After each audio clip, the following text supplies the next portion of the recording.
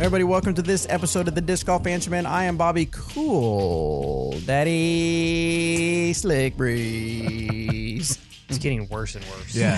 This one's Infinitely worse. I have Eric, North Carolina McCabe, and Robert Vikings McCall. I care nothing about the game, but we did watch it We together. did watch it together, the Vikings game.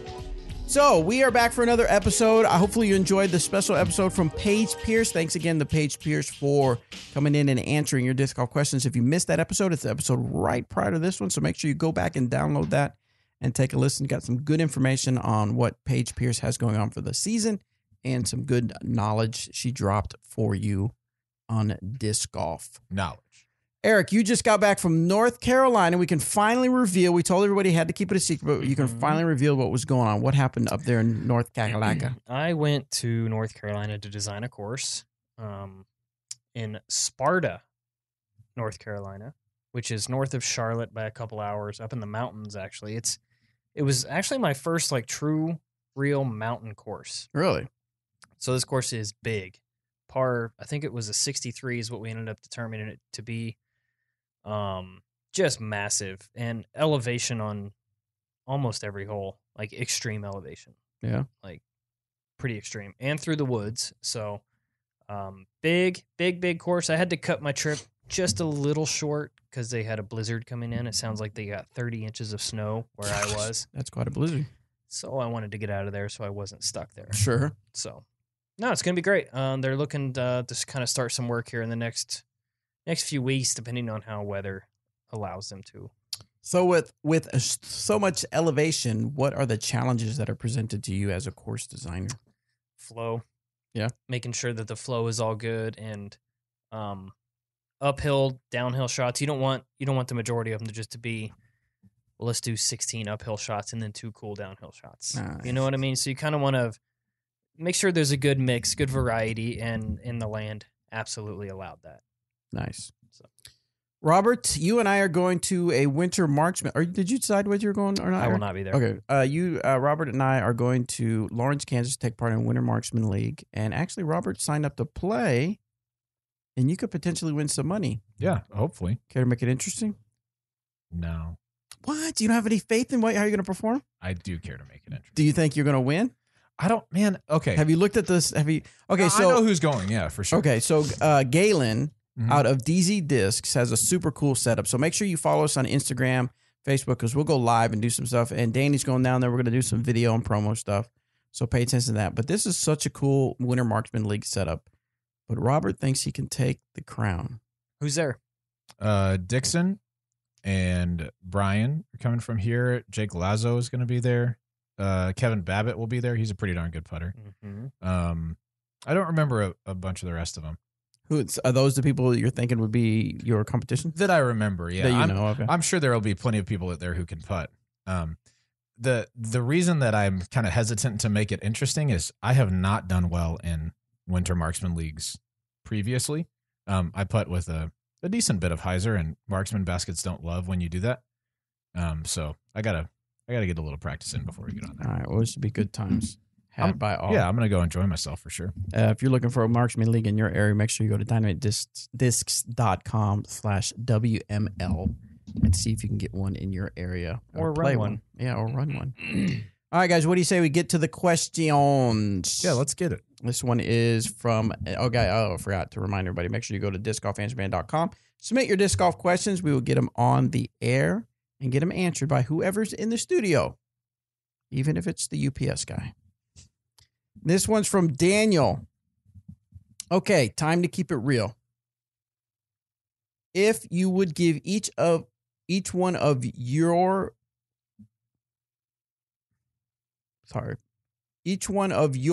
a disc from the DD lineup that resembles the core of each one of you, what disc would that be? Based on the disc's characteristics converted to human characteristics. Whoa. Gosh. What? I would probably be a suspect. Short, reliable, always quietly get the job done, but also a social Camelot that could be around and get along with all kinds of people at the same time. Now it's your turn. Go. I think this guy probably plays Magic, doesn't he? Okay, first of all, It's pretty intense. Is Camelot the right word there? No. I'm gonna go out on a limb and say it isn't. Chameleon. Chameleon? No. It could be a chameleon, but it has a T on the end. Okay, well, it should Well, be that threw me chameleon. off. Yeah, there you go. I thought we were gonna have another Malachi situation. No. So you guys get haven't all really over me thought for about that. mispronouncing this stuff, but I've read I'm not some trying of to these. pick on these people, but sometimes I think they do speech to text and then they don't check it. Yeah, I've read some of those. They're not great. No. They're quite poor. All right. So what disc would you be real quick? Oh gosh, I don't know. Warden, because I like it. Yeah, this is too hard of a question just to be like thrown at us. Yeah. He took some time to think of That's that true. one. Yeah, He didn't take yeah, time to type it out. personify the discs. I don't know, man. We'll come back to it. I like the Warden, so I'm gonna be the Warden. Even though I don't know if I'm as short as that guy, but maybe. So he said another question. One of my previous questions was about worlds being played with just one disc on A, wooded course, B, long open course. The discs I chose that time was Warden and Emac Truth. Was obviously a homage to Eric and Robert. But Bobby, oh no, I forgot the cool Daddy Slick Breeze himself. So I hope you could forgive me. And here's my homage to you. Same scenario, worlds, one disc played on a wooded course. A, wooded course, B, long open course. Who would win these events if it was played with just a Maverick? This is too much. Who would win if they just had a Maverick? Yeah. I don't know. I mean, Melton throws a Maverick pretty nicely. Who's he talking He's got about? a new one. Everybody? Or just us three? Maybe us three. Between the three of us and a Maverick, I think I'll take Eric because he's generally better at disc golf than both of us. All right, next question But you comes throw the Maverick. That's fair.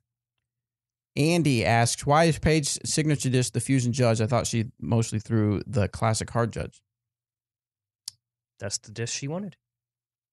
Yeah. Right? Mhm. That's the disc she chose. And she throws the classic hard ones for straight to slight turnovers for the most part. The Fusion one is her kind of stable thrower. Mm-hmm. And that's the one she wanted to roll with. So that's what we went with. There you go. Yeah. Next one comes from William. Hey, Disc Golf Instrument Crew. I love the videos you guys and Danny have been doing. Really love learning and practicing form. I've been trying and practicing a spin putt for a few months, practicing every day or so over lunch. I tend to try and bend at the wrist and elbow, pulling to my hip and then forward to my target. I've been struggling with pulling right or lacking power, though. Any tips for improving power in my spin putt and solving the right pull? That's a tough one to improve power on an actual putt.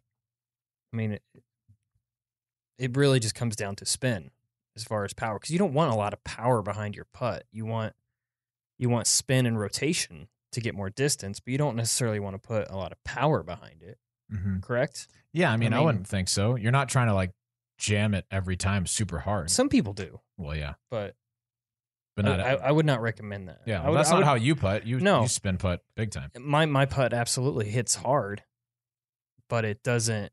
It's not come from power. Yeah, it's it's come just from spinning a lot. Spinning, Yeah. spinach. So I would concentrate on more spin. Yeah, and then I would also say the right miss, I think, a lot on spin putts comes when you are thinking too much about spinning it, Mm-hmm. right? Instead of just kind of letting your wrist do what it's supposed to.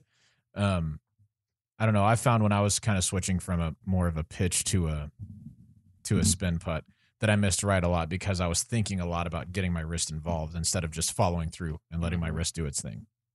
So maybe focus more on following through than like trying to overspin the disc. Just let your wrist kind of naturally develop that and just follow through straight at the middle. All right, this one's from Josh. And Josh, I believe, I would guess from his question, is fairly new to disc golf. Welcome to disc golf. Hopefully you have long years with disc golf. His question is, when getting flight numbers for new discs, is there a person who throws each disc and evaluates them, or is there a machine? Similar to a pitching machine in baseball that consistently throws discs the same every time, and someone evaluates that. There is not a machine. There is not a machine, because even if you had a machine that would do it the same, you still have a lot of variables such as wind and weather and other variables. So it is a group of people that evaluate it. Mm-hmm. Mm-hmm. And then we come up with it together. The best that we can. Next one Yes. comes from Kevin H. What's up, cool Daddy Slick Breeze, Robert 1000 McCall, and Eric the Truth McCaig. McCabe. I've noticed lately that I've been releasing my discs too low, and I'm having trouble getting the disc up higher. I'm not sure if it is my form or just a mental thing where I've been thinking about it too much while I'm doing my run-up. Any pointers? Gosh. To avoid throwing too low? Because usually the problem is people throw too high or nose up, and it just kind of fades out early. I mean, the fix that we would say a lot of times is just video yourself throwing, and then see if you're maybe pulling up to like on a different angle than you're trying to throw on, right? So if you're trying to throw something pretty flat, you want your reach back to be pretty flat as well, you know. Check video yourself and check that. Just see if there's anything that you can notice. I would say you might be leaning a little too far over your front foot, just if I had to guess, like getting your weight too far forward too quickly, which is kind of tilting your body forward. But that's a guess without looking at it, to tell you the truth. I'd agree with that. Yeah, if you'd like to, you can share a video of your form on the Facebook page, and we'll take a look at it for you and do our best to help you out. Next one comes from Marcus. He says, I purchased a Fusion Renegade when I first started to get into disc golf. For my distance driver, it worked great for me on a right-hand backhand flat release at that time. However, as I progressed, it became too understable, so I started to use it for hyzer flip shots. And again, it worked great for a period of time, but now even on hyzer release, it flips up, turns, and never fades back for me. Should I get a new Renegade, or is there a disc I can get for hyzer flip shot that will fade back? Fade. You go for it. I'm sorry, I was reading something. Oh, that's okay. I would say the Trespass is your Huckleberry there. I'll be your Huckleberry. Yeah, will you? Oh, well, If you're flipping a Trespass, if you're flipping a Renegade over and it's holding over the whole time, then yeah, I think the Trespass is a good step up that you can throw with a little bit of hyzer that'll stand up to flat and finish to the left. Yeah, Trespass is awesome. Yes, it's such an underrated disc. It really is. Quite good. Quite. Like very good. So good. like quite very. Quite very so. Yeah, Very good. quite so. So. Let's see. Next one is from Will for Robert. So I saw your Instagram comment, how dare you, when Eric Oakley promoted his Marshalls over Wardens. Yeah, he sucks. I'm a fan of the Marshalls myself, boom roasted. You suck. Why do you prefer the Wardens? If you could play devil's advocate, why do you think Eric succeeds with his Marshalls? I've rotated putters for months, including experiments with the Anode. Yep. Mm-hmm. And MVP Wizard. disc, yeah. But I'm never quite sure what feels best, so I'm curious what made you select your respective putters of choice. Okay. Good Fell question. in his lap. Good question. I guess I'll use this one. This is the one. He made a 20-foot putt the first time he threw the Warden, and boom, from there on, he's just stuck with it. Yeah, that's actually very true. Well, close, actually, kind of. I 40-foot putt. Yeah, I putted with Judges from the time that they came out and enjoyed them, but I was using more of a push putt at the time. When I switched to more of a hybrid style, I found they were diving a little early left on me. Mm-hmm. I was playing a tournament at Lake Louisville and putted very poorly the first round. I knew the Warden had just come out, and I had putted with beadless putters before. So I was like, I'll try this out. And they had one classic hard Warden at the time, DD Louisville. Right. So I went and picked it up and had it honestly was like a 45-footer downhill. And it was my first putt that I threw because I got there late from warm-ups and jammed. Sweet. So I've putted with Wardens pretty much since. But since then, I've had time to evaluate why I like them. I like the stability on them, that I can trust them to not dive left really hard, to just stay pretty straight, even on a little bit of a hyzer.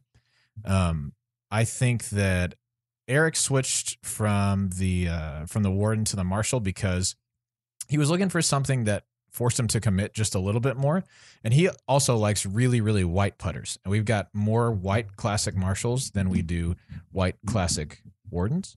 And so he switched at the time, and now he's just become really comfortable with them. Mm-hmm. I think Marshalls on putts don't have quite as much glide as a Warden does.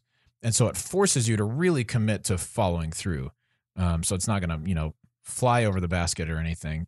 But if you don't follow through, it'll tell you. Like, you're going to end up just a little bit short. Right. So, yeah, I like putters like that. I putted with one that I had to do that with a while back, and I noticed I got a lot better at following through because if you didn't, you're just going to be that 1 or 2 inches low every time. instead of counting on the glide to get it there. So, yeah.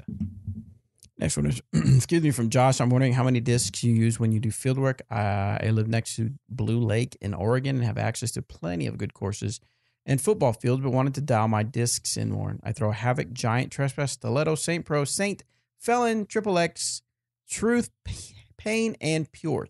That's a lot. I don't throw all of them equally, mainly throwing the Trespass, Saint Pro, Truth, Pure, and occasionally the Giant. I'm wondering Giante. how many of each you would take with you to do fieldwork. 5, 10, 20 of each? That's a lot.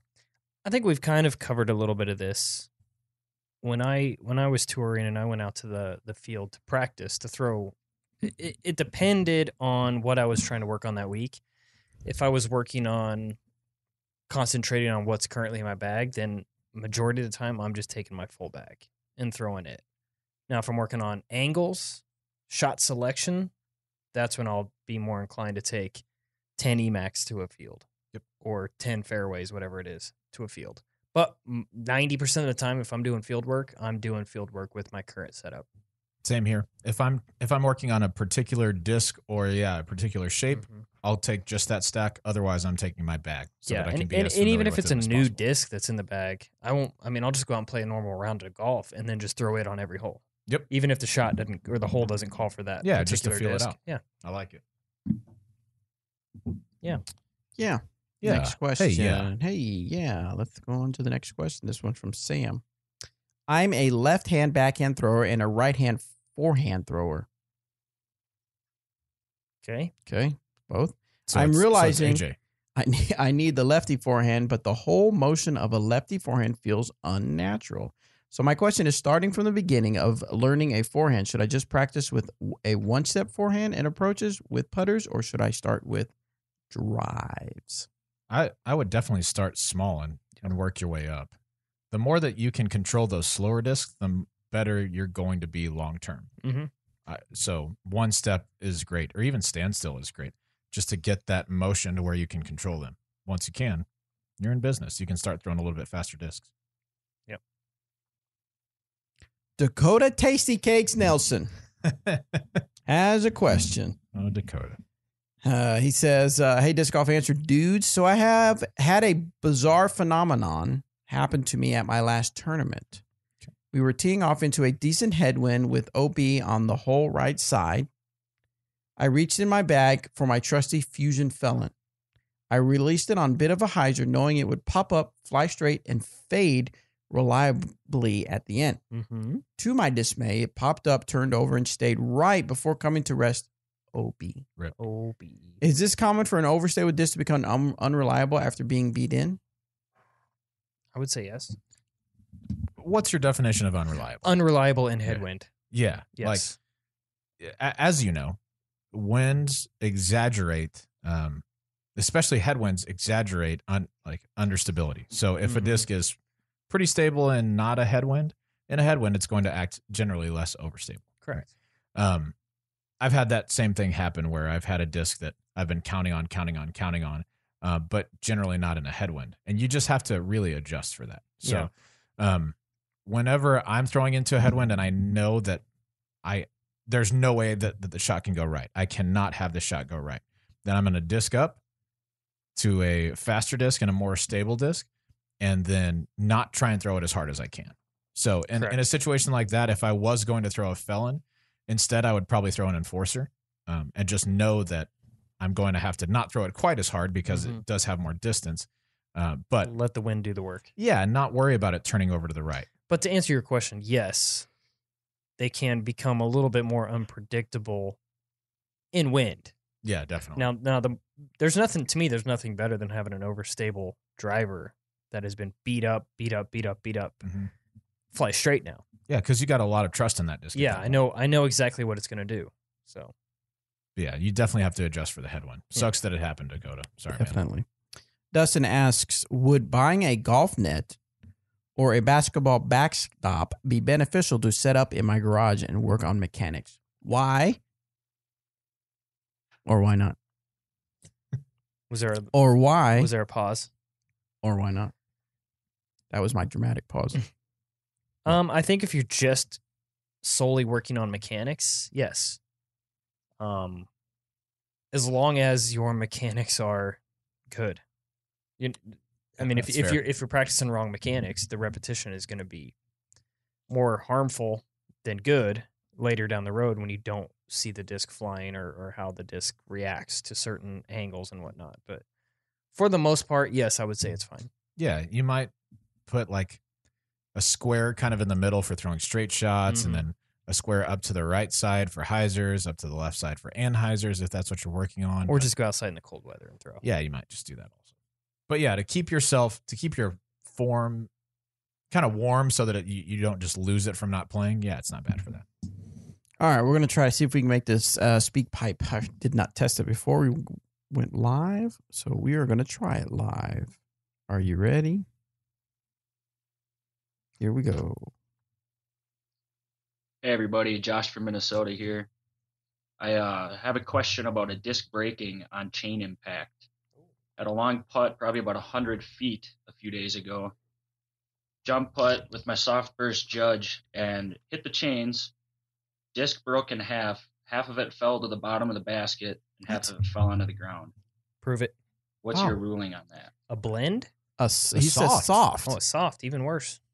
How is that even possible? I don't know, but that sucks. It'd Where have do to you be live? really, really cold. Yeah. Like frigid. Yeah. I have, and I'm not just saying this, but I have haven't seen that honestly happen. never seen one of our discs break under normal use. Right. Like in front of me. Yeah.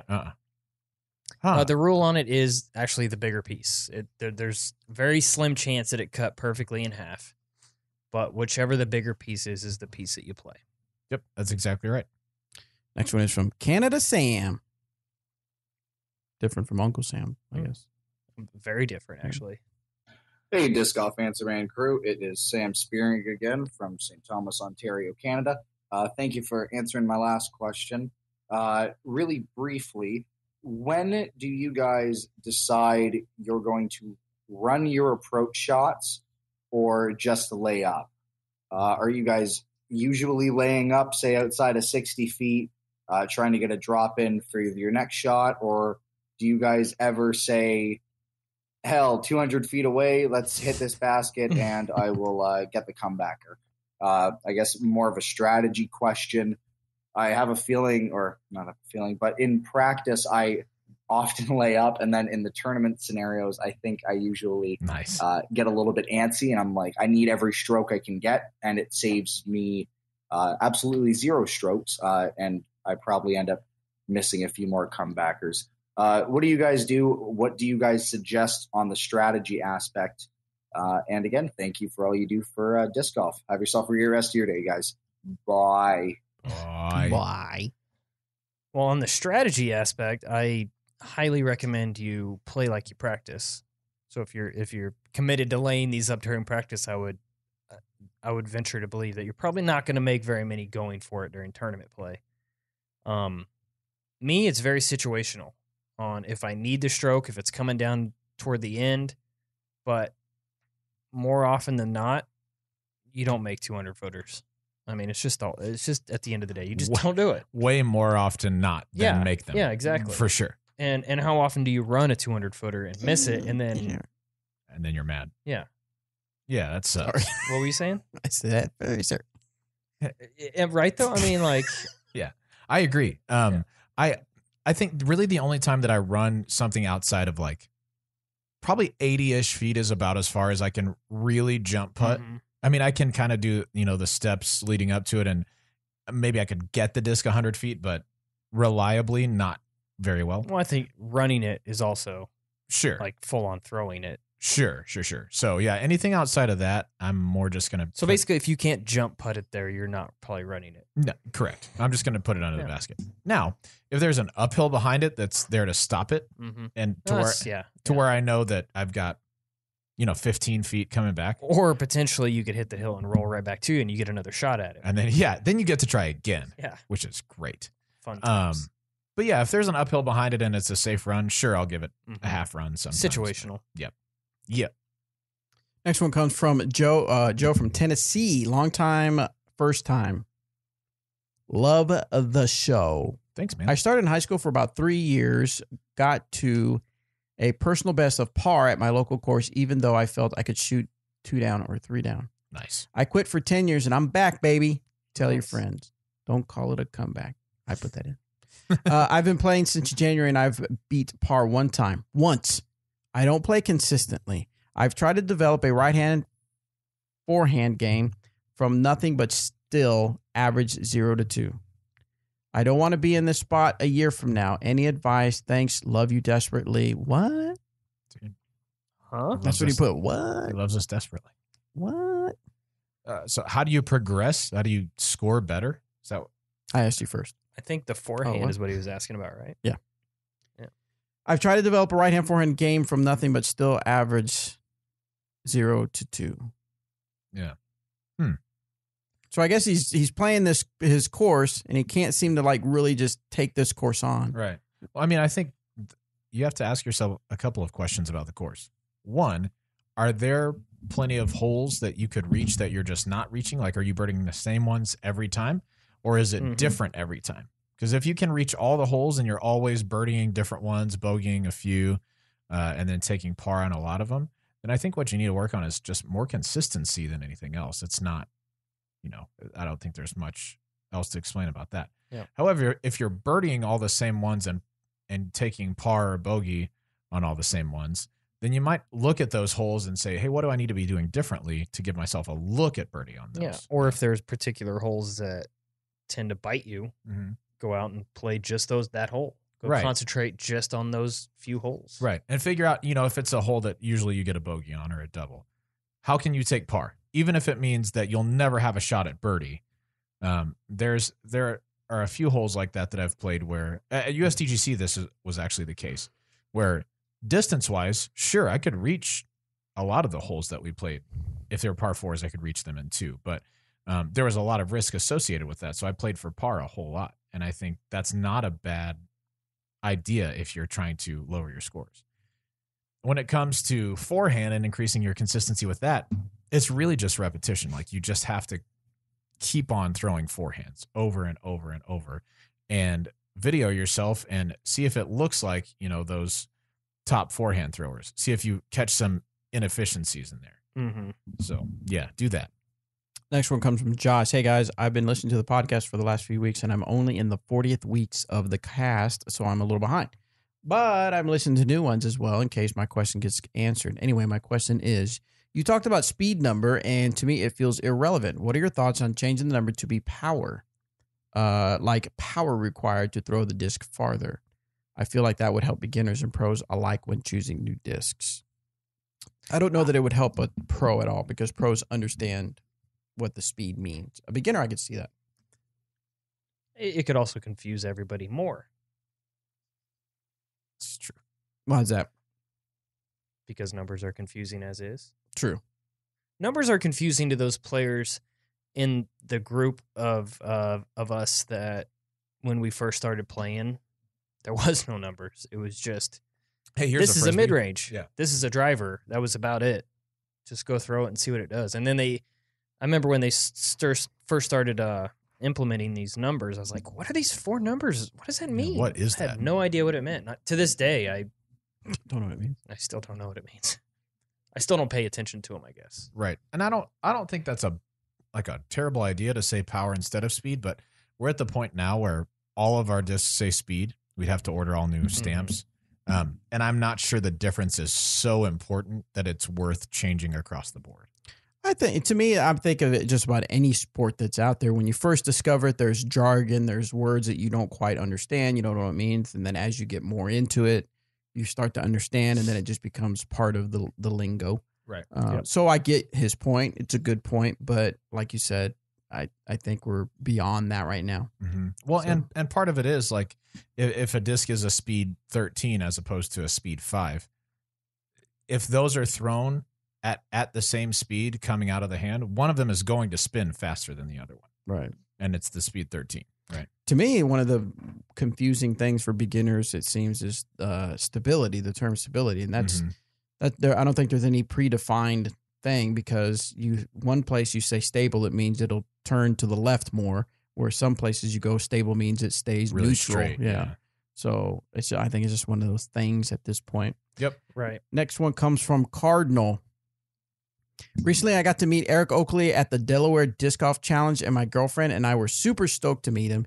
He sold me a Lucid Maverick, and it quickly became my favorite disc. Nice. I love the shot shaping. I love the shot shaping I can do with it. Oh, he loves it so much, he said it twice. Nice.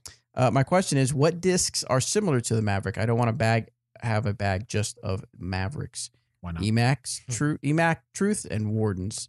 I'd like some versatility. Any help would be great. Just all Emacs. That's all the versatility. It you can need. replace all of them. You're welcome. I think if you like the Maverick, then you'll probably like the Escape. It is faster.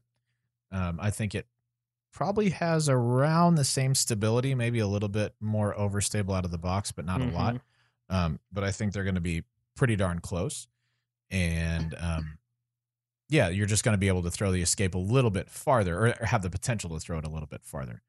For an overstable complement to that, I like the Getaway a lot. That's going to be faster than the Maverick, but decently more overstable. If you're trying to stick in the same speed realm, then I think the Explorer is a really good complement to the Maverick. Right around the same speed, but more straight to left, whereas the Maverick is a little bit more straight to right. Mm-hmm.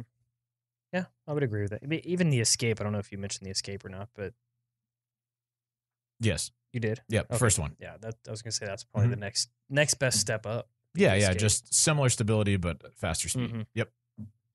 For this next question, I wish I had the disclaimer on this computer because this one needs Just say it. the disclaimer. All right. I meant the disclaimer.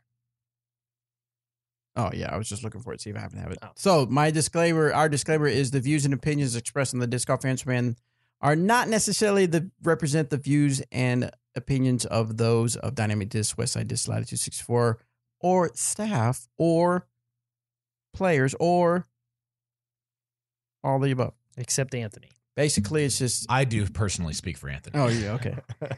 This is basically the opinions of Robert, Eric, and myself. So this one is from Brad. Hello, Disc Golf Answer Man. I've been playing on and off for a few years, but been playing on the regular for the past year or so, and finally ready and interested in joining a league/club. But I know our local clubs are very pro grass. Okay.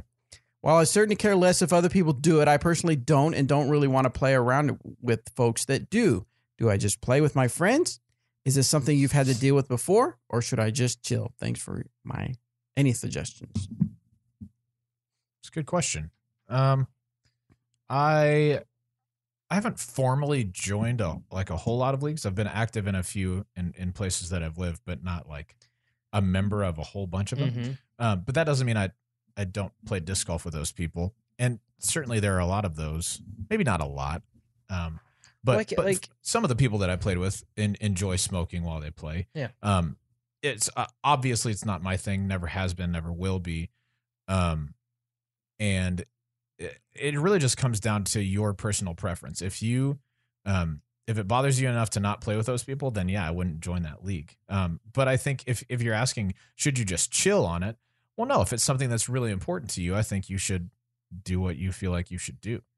Like I said, it's not my thing. They can do it. I'm not really excited when they do. And most people are courteous and will ask, does it bother you? Like I said, it's their prerogative, not mine. I'm not a fan of it, but that's just me. It's just such a sticky situation because a lot of people. No pun intended. Because people take it really personal because it's one of those things where the government, religion, or just other people are trying to tell you what you can and can't do, and people like to think you can't tell me what I can or can't do. So it becomes very personal and people can become very passionate about it. I would say this is very similar. I mean, I've played around where it's obvious that someone is smoking some weed. And as long as it doesn't interrupt with me, as long as you do you, I do me. I'll just do my thing. As long as it's not doing anything bad or whatever. What do you do? Yeah. Yeah. We don't really see it around here. No, it's not a problem here, which is nice.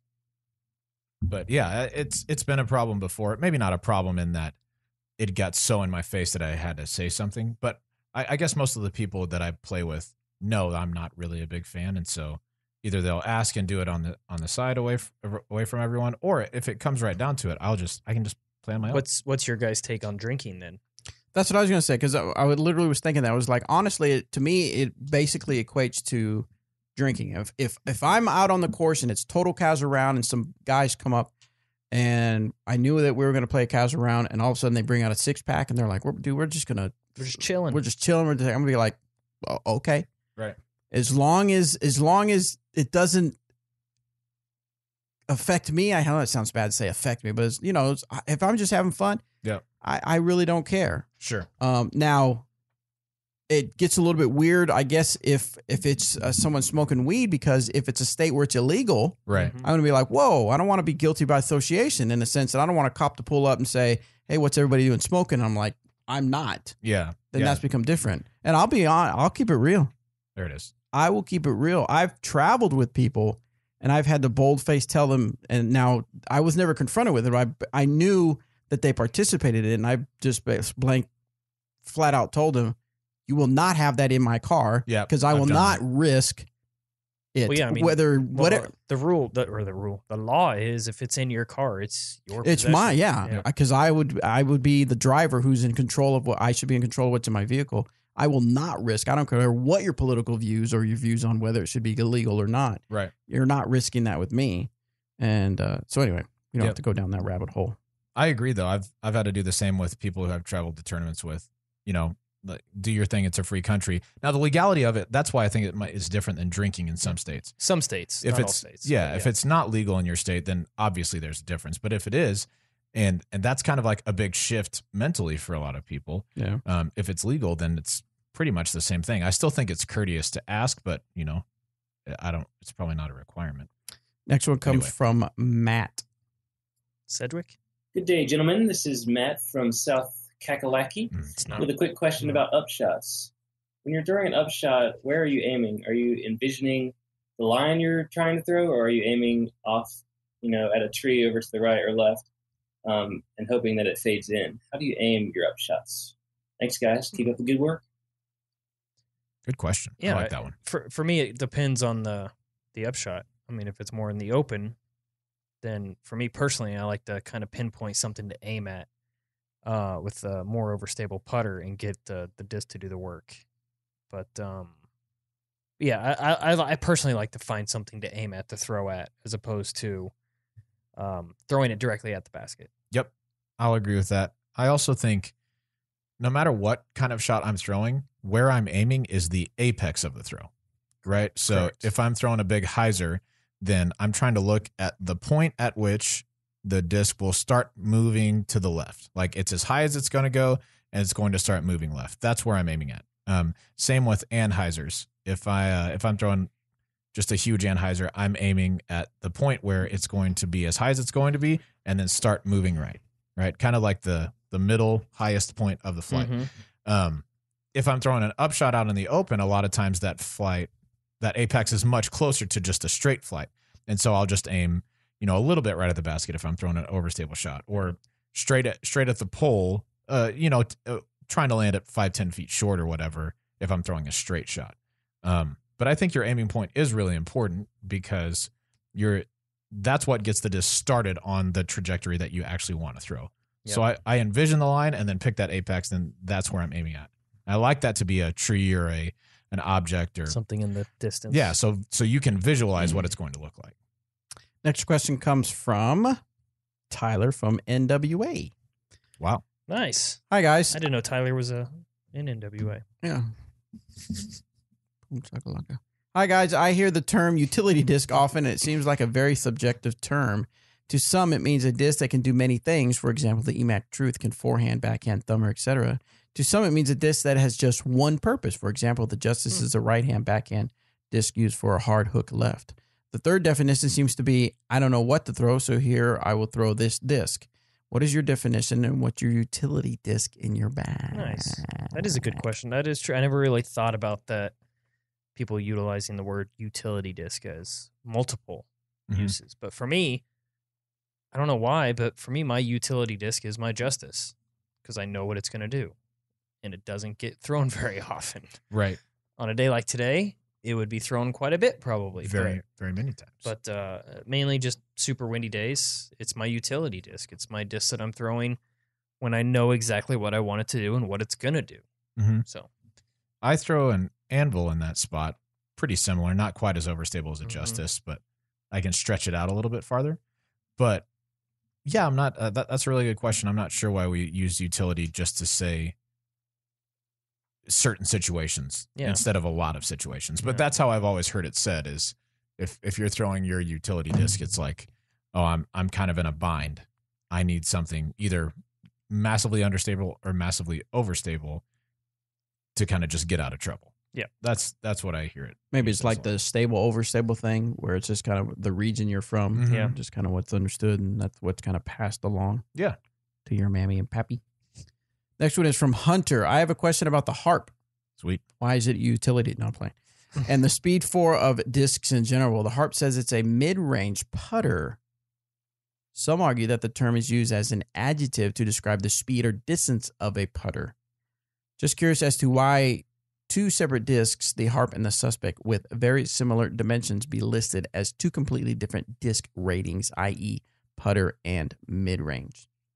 Sure. Good question. Yeah, I think at the end of the day, what that boils down to was it was two different companies, two different discs. So the harp was Westside Discs. Yanni came out with that description, that title for the harp, and we came out with the suspect, DD wise. So that's really the only answer I would have. Mm-hmm. I guess it was just what Westside wanted to do. Right. I think that part of the reason that they're different and you can classify them differently is that one of them is deep like a putter.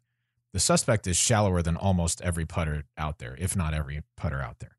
So I think, yeah, the way that you use them is quite a bit different. Even if most people use the harp as a thrower instead of a putter, I think it's deep like putters. And I don't know, I would want to measure the rim to see,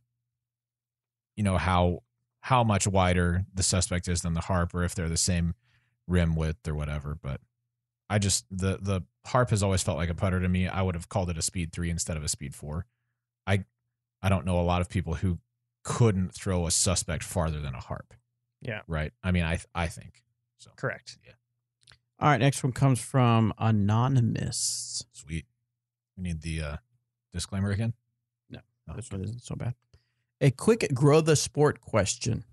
What do you guys think course-wise is better for growing disc golf? Higher quality courses, parenthetical, better baskets, well-manicured well-manicured turf tee pads, etc. Mhm. End of parenthetical. Or more courses in general. Thanks for all you guys do and keep it real, So quality over quantity. basically. Well, I want quality over quantity. Yeah, I'd say the same. I would say, especially if some of those quality courses could be more beginner friendly, because a lot of the beginner friendly courses are the ones that are the most worn in, the most kind of beat up, and maybe not well taken care of because they don't run events there, and so it's just kind of there. Mm-hmm. But if there was a really nice beginner course in the area, that would be probably the best way to grow the sport, because people are going to want to go back there. Yeah. And want to go back there. Yeah. When you're putting in, like, for instance, if I'm putting in a course somewhere and they want big, huge championship level course and there's not a course close to it already, I'm going to make sure that they know what they're getting into, Yeah. because you don't want a whole new community to be introduced into disc golf on this championship level. Yeah, like on country club. So if we do that, I recommend, let me design this championship course, but let me put in short tees as well. Yes, definitely.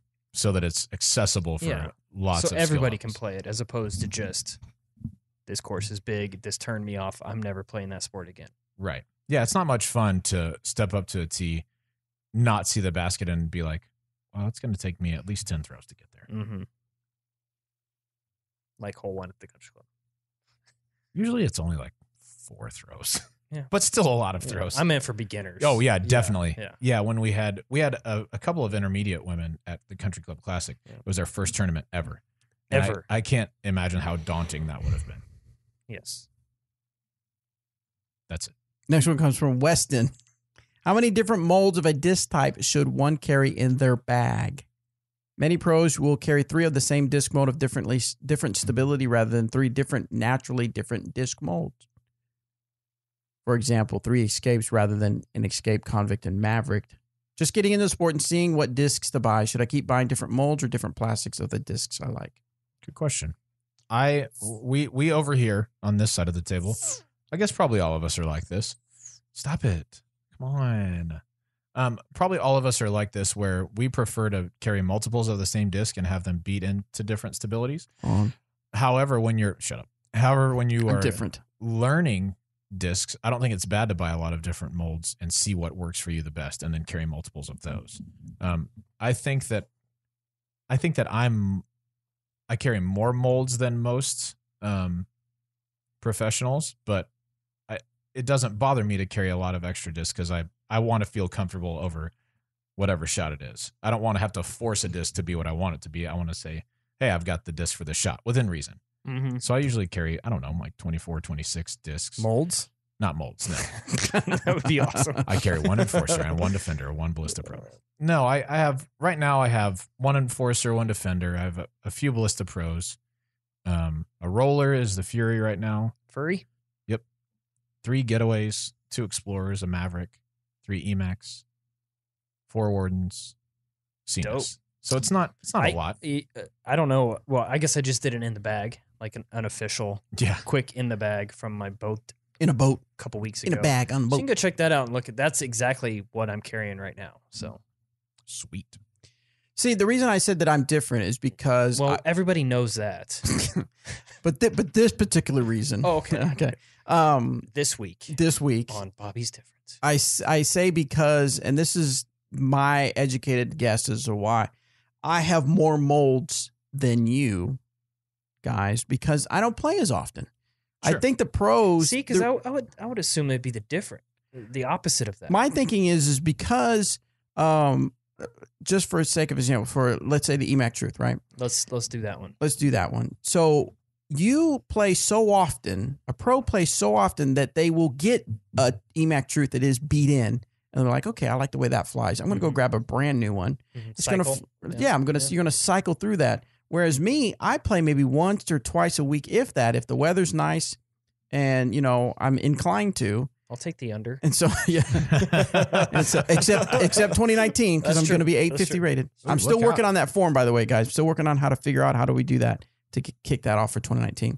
Anyway, what was I saying? Oh, so the EMAC Truth I have in my bag doesn't get thrown as often as your EMAC Truth would. Of course. So they don't beat in. So when I'm looking at it, I will be the one that has a Maverick, an Escape, and a Convict because of the different shots, whereas someone may have, now the Maverick, I'll be honest, I have 3 because I do. Because you love it. Because I love it and I do throw it a lot. I would almost argue that's kind of my thing. That simplifying everything in your bag would be better for you. It probably would. Because then you're not standing on the tee going, should I throw, which one of these 5 discs that I can get to do the same thing should I throw?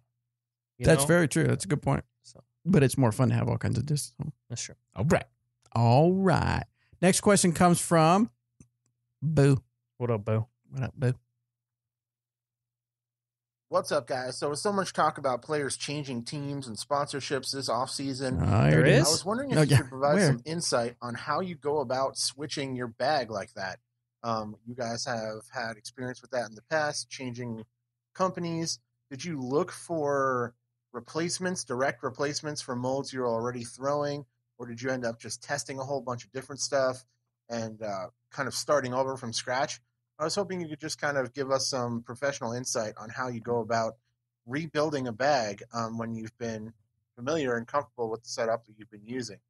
Thanks for all that you do. I'll check you later. Cheers. So I haven't switched companies because I was only sponsored by DD for a little bit as an ambassador, and then when I got hired, I got kicked off the team. Not by me, by the way. It probably would have happened if you. Yeah, I mean, if you were on it currently, I would kick you off. Right, that's fine. But I hear what you guys when you talk about new people that have joined, and the thing I hear, and I think I understand is correct, is that you can't look for an exact replacement, and that could actually lead you down the wrong path. You just need to have the shots you have in mind, and let us help you figure out what disc we have that would have you create that shot, right? I think that's usually the better way to do it. I think word of mouth is the best way to do it from your quote new current teammates or Right. people that currently throw those discs. Yeah. I think that's probably the best way to do it. Not, I mean, of course, going out and throwing all the discs also works, but that can be pretty expensive at times. That's a lot. Yeah, I would say you know what the staple molds are though in every company. Yeah. So going in, you pretty much wanna know start what off. you're going to be throwing. Yes. It's just a matter of getting those particular molds and throwing them and finding out how those molds work for you. Right. You want to start off trying the staples for sure. I think it's not a bad idea to say, hey, this is what I'm currently throwing, and we can say these are some things that are similar. But I think the people who have switched their bags over from company to company best are the people who aren't looking for straight substitutions, who are just saying, what does this disc do best? How can I use that for me? Right? Because there are, let's see, for AJ, the Gobi is one of his favorite molds. Not a lot of people throw the Gobi. Some do. I would argue hardly any touring players throw the Gobi. Yeah, hardly any at all. Touring players for sure. But he tried the disc and likes it because of what it does for him. Now, it may not be it's definitely not a straight substitute for something that he was throwing before, but he had a really open mind when he switched his bag, and I think that benefits him a lot.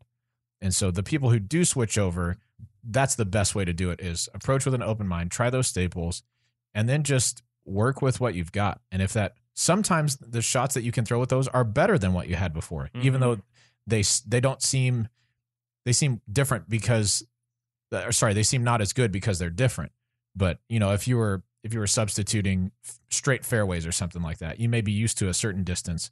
This one goes a little bit longer, but has a little less stability. That may not be a bad thing. Or maybe a little shorter, but a little more stability. That may not be a bad thing.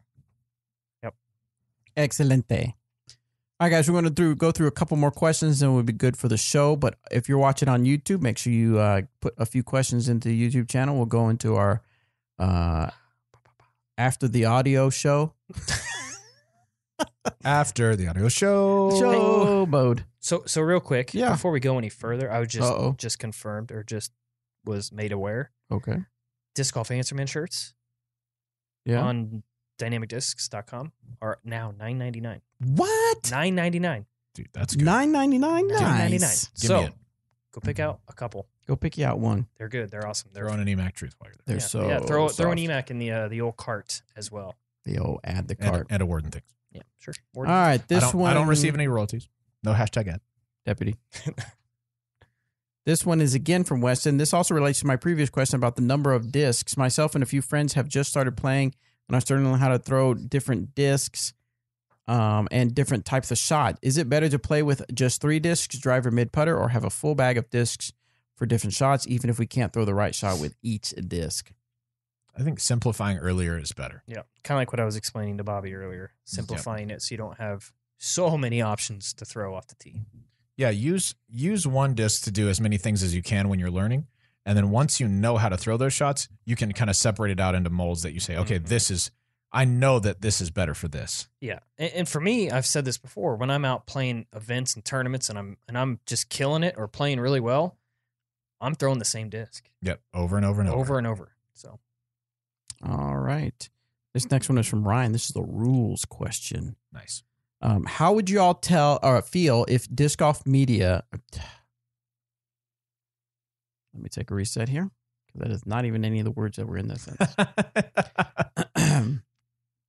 How would you all feel if disc golf made a rule similar to traditional golf in limiting the number of discs you can carry in your bag? In ball golf, they can only have 14 clubs, so only allowing you to have like 18 to 20. And when they run out of balls, they're done.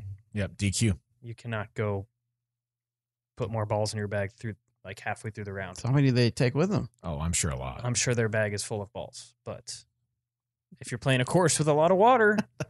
All right, so what do you guys think? We've discussed this on the show quite a while ago, but what are y'all thoughts on the fact or the? I mean, there's no talks of it. It's just one of those things that every now and then somebody brings up. Now, I've never been to an official PDJ summit meeting, so I don't know. Maybe it's been voted on and whatever, but I would doubt it. Yeah, I don't think. Yeah, I mean, I understand the idea behind it. I feel like disc golf is, as far as that goes, in its infancy. In that we have so many different products available that do so many different things. Mm-hmm. Sure, you could argue golf clubs do a lot of different things, but you stay kind of within the same constraints as far as, everybody carries, 5-iron through pitching wedge. Most of the wedge. time it's just distances for them. Mm-hmm. And so, I don't know. I just don't think it's necessary. I think there's some bit of creativity that comes with being able to carry as many discs or as few discs as you want. And that's one of the beautiful parts of disc golf. Well, I don't think that there would be a limit to, hey, you have to carry 15. Sure. You cannot carry 12. But you could only carry 15. Correct. Up to I 15. could see. Yeah. I mean, I would be fine with it. Yeah, I don't think it's necessary, but I'd be fine with it. Speaking of that, Tiger's caddy a while back, he was leading the tournament by like 8. He was about to hit on the 18th, and his caddy was like, hey, just play it safe over here. Tiger's like, I'm leading by 8. I'm hitting over the water. Yeah. Smashes it over the water, and his caddy's sitting there freaking out because he didn't put extra balls in the bag. So Tiger was hitting his last ball, and he hit it safe. And so the caddy never had to say anything about it until like a couple of years later. But at the time, he just would have like gotten DQ'd and then subsequently fired. Yeah. Which would have been kind of funny. That would have been a great opportunity to throw it back and go. Why didn't the caddy tell him that? Because he didn't want to make him mad about it. Right? Oh. So he just like, okay, you do what you want to do. I would have flipped out, dude. Oh, you're fired. Yeah. And, being Tiger Woods' caddy, probably pretty lucrative gig. More than likely. Yeah. So anyway, I thought that was funny. All right, last questions come from SpeakPipe. Let's see what Anonymous has to say. Hey there, Robert, Bobby, and Eric. This is Sean from New Jersey. So, well, first off, I just want to say thank you, Eric, because I had a question, and then you posted a video on your Instagram, and the way you threw was like exactly what I needed to see to fix my mistake, because I have a habit of leaning my right shoulder back right before I throw, which always leads me to turn over disc over, or at least too far right. And so I started doing what I should have, which is having my right shoulder kind of forward a little bit, and have my right arm, which is extending right before it extends, like right out in front of me a little bit, so I can make it the flow a little bit better and can stay in the power pocket a little bit longer and get better snap of my disc.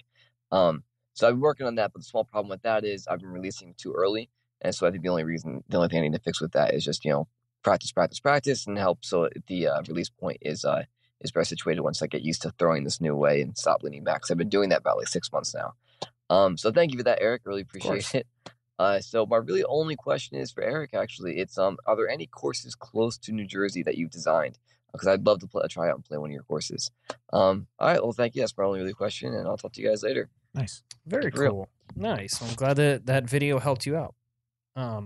Courses I've designed close to Jersey. Your closest courses in the ground is probably going to be in New Hampshire. Up in Manchester, New Hampshire, there's actually 2 there, the Hollows and the Hollows North and the Hollows South. Both of those courses are in the ground. I don't know how far of a drive that's going to be for you. Probably quite a ways, but depends what part of Jersey you're into, I guess, because you could. There's a course in upstate New York down by Binghamton that I designed last year.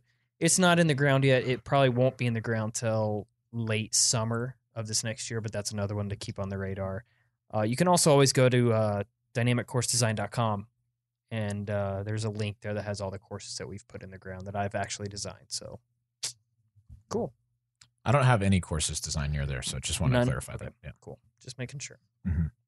Or near anywhere for that matter. True. Maybe. Well, yeah. I mean, I've got secret courses that I've been working on that you've done yourself. Yes. Is that it, Bobby? More questions? Now we got questions from the board here on YouTube, but we're going to let the audio people go. Buy audio people. Let my people go. Don't forget to go buy DGAEM shirts. Absolutely. Yeah. Thank you for tuning in. Thank you for downloading and subscribing. And if you're on the chat, throw some questions in there for us. Yeah. For the after the talking show. So yeah, throw some questions in there. And for audio listeners, we appreciate it. If you ever want to take part in the after the question show, make sure that you tune in on YouTube. Typically Tuesday afternoon. Yeah. Later.